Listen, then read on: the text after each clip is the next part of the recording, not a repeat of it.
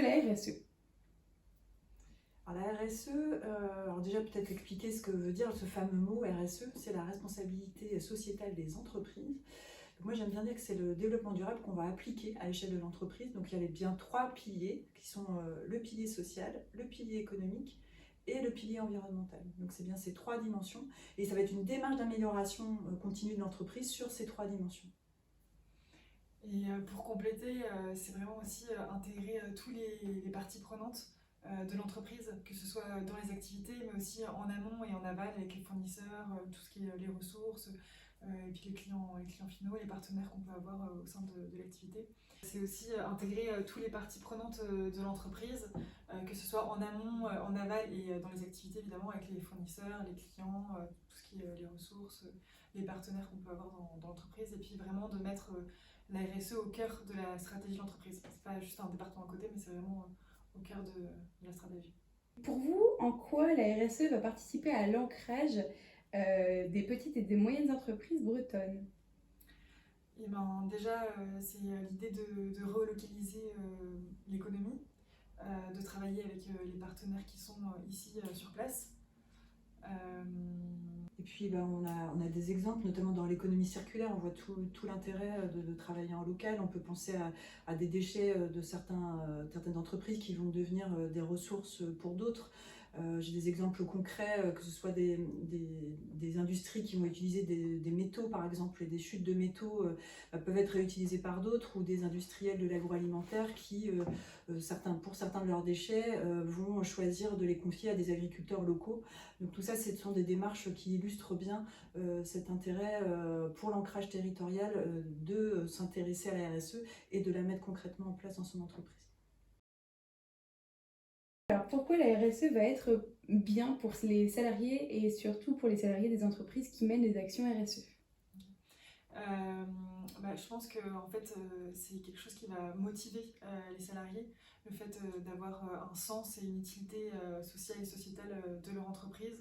Et c'est motivant. Et puis en ce moment, pour les entreprises, on sait que c'est difficile de recruter. Donc au niveau de ce volet-là, c'est intéressant pour les entreprises de montrer aussi concrètement à leurs employés qu'ils œuvrent pour le bien commun, entre guillemets.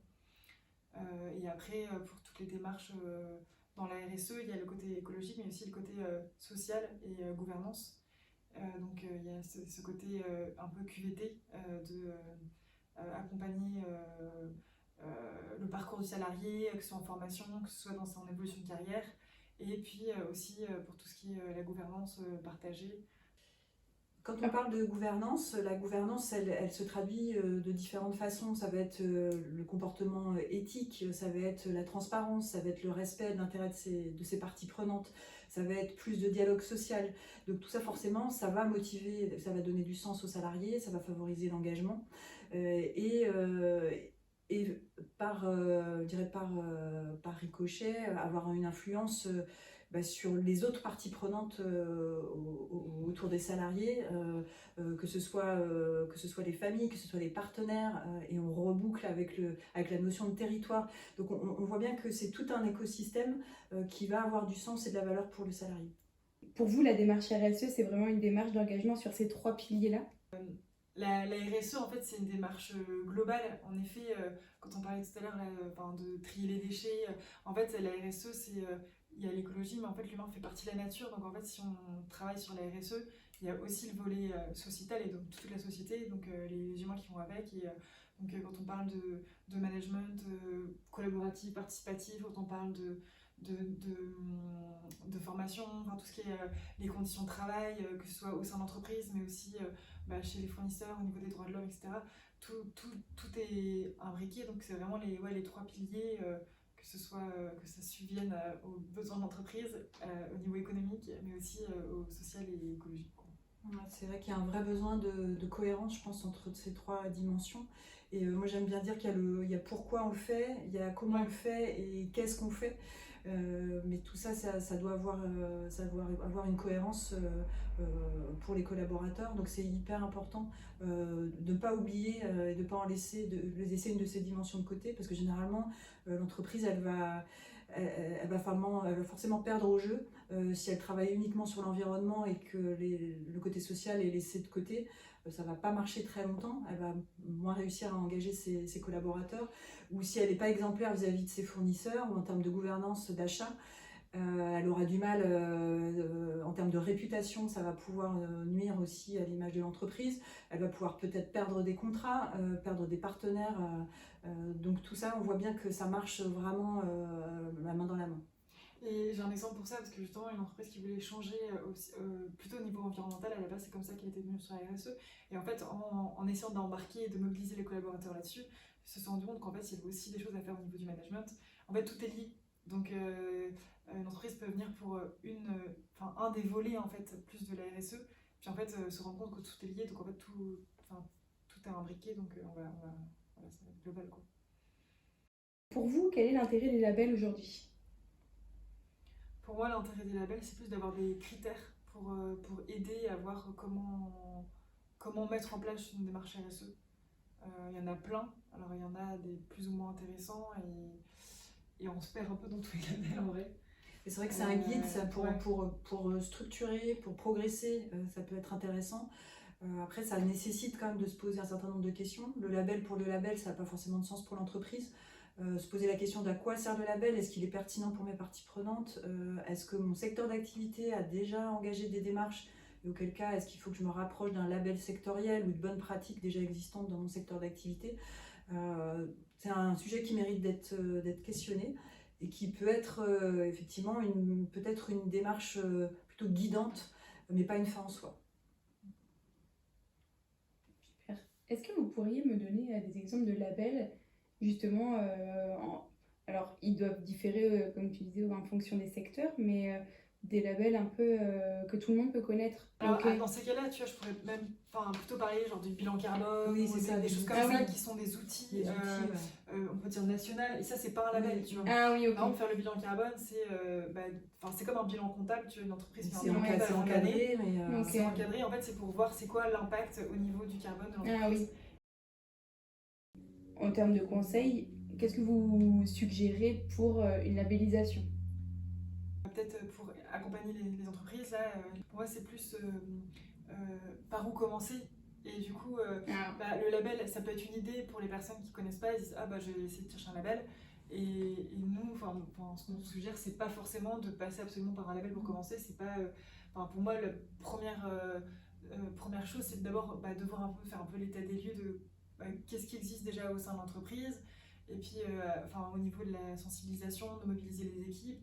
Puis après, sensibiliser, après un peu faire un diagnostic, tu vois. Et après, créer une feuille de route, quoi. C'est plus sur le comment faire. Je pense que ça peut être plus intéressant. est-ce que vous pouvez nous donner quelques outils ou des conseils aux PME qui veulent justement commencer?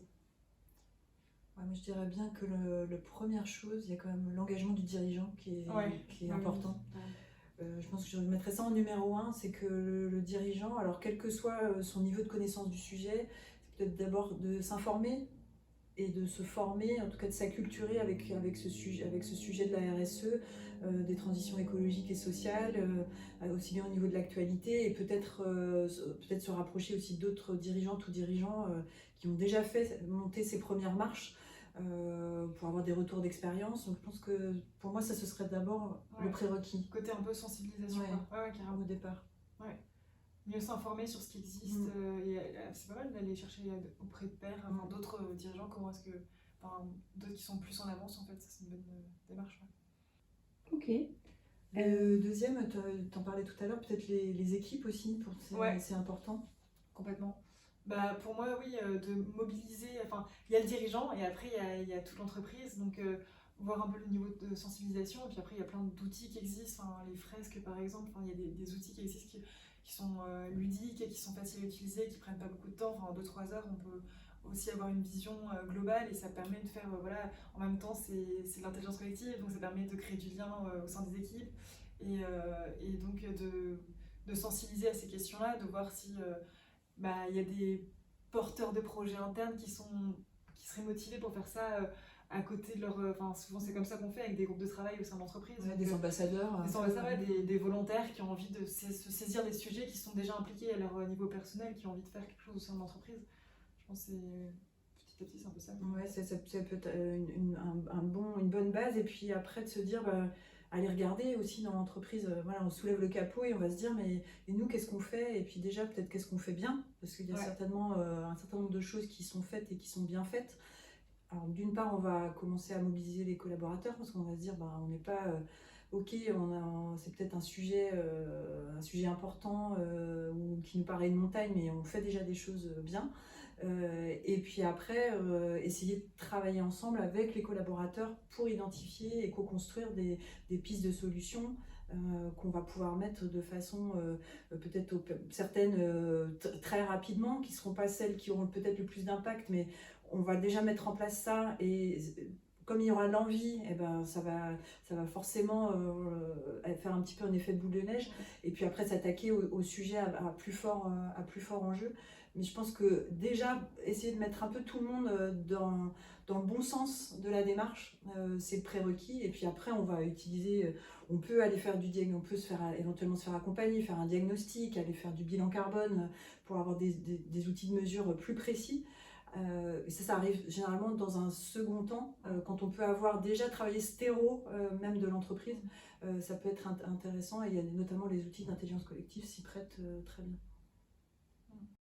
Ça pourrait être sympa d'exprimer que voilà, c'est pas uniquement les actions qui se voient qui sont RSE, quoi. On parle aussi, voilà, pour le coup, qualité de vie au travail, c'est pas quelque chose qu'on voit, mais ça a un réel impact. Tu vois, ce matin, je parlais avec une entreprise que j'accompagne, là, et ils devaient répondre à un appel d'offres. Ils me disent sur l'égalité professionnelle, qu'est-ce que je réponds? Alors déjà, au départ, ils ne se sentent pas forcément, d'un premier abord, ils se disent je ne me sens pas forcément concernée, comment j'aborde. Alors que ça, c'est de la RSE.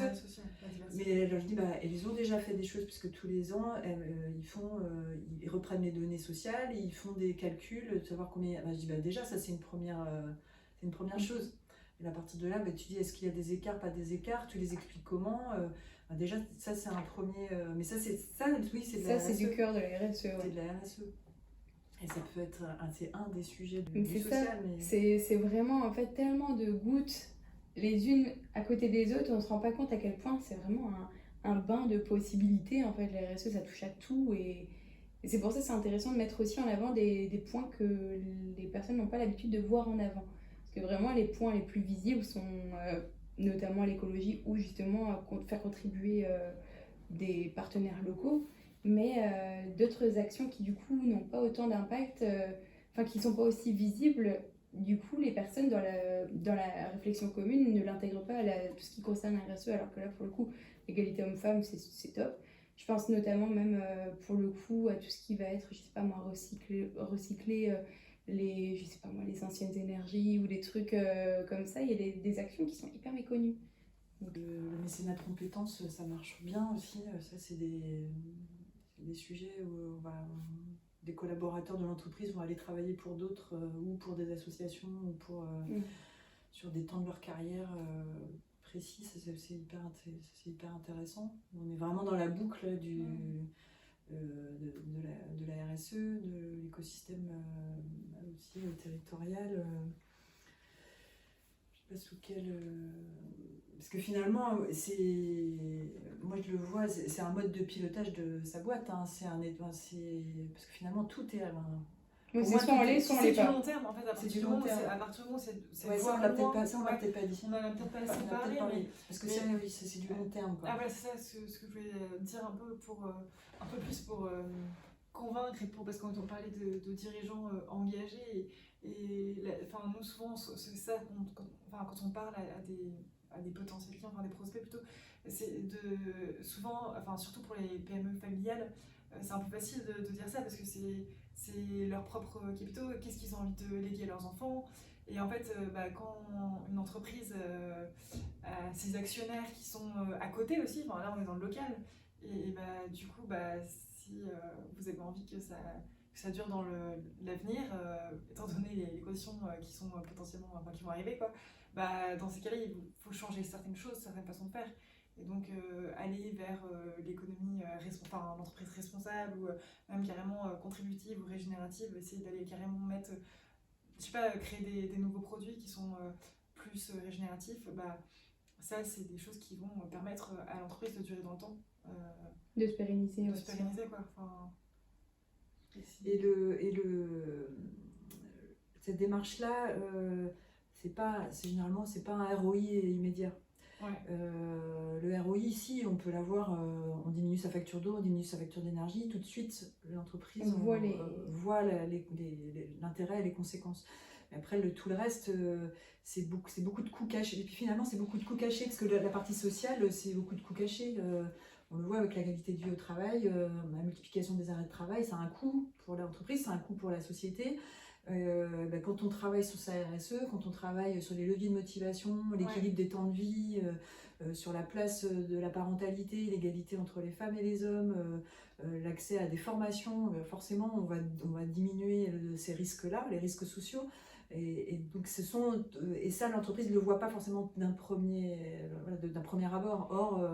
Or c'est des coûts non négligeables.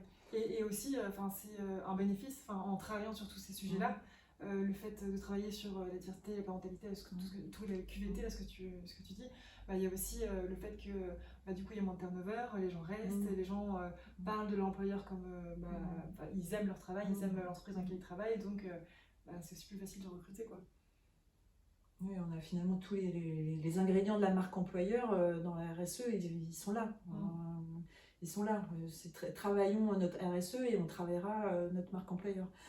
C'est pas travailler sa marque employeur et après travailler sa RSE. Généralement, on part plutôt du concret des ingrédients et après on vient la valoriser et attirer à soi ou fidéliser des collaborateurs déjà en place dans l'entreprise. Super, merci beaucoup en tout cas pour ces réponses.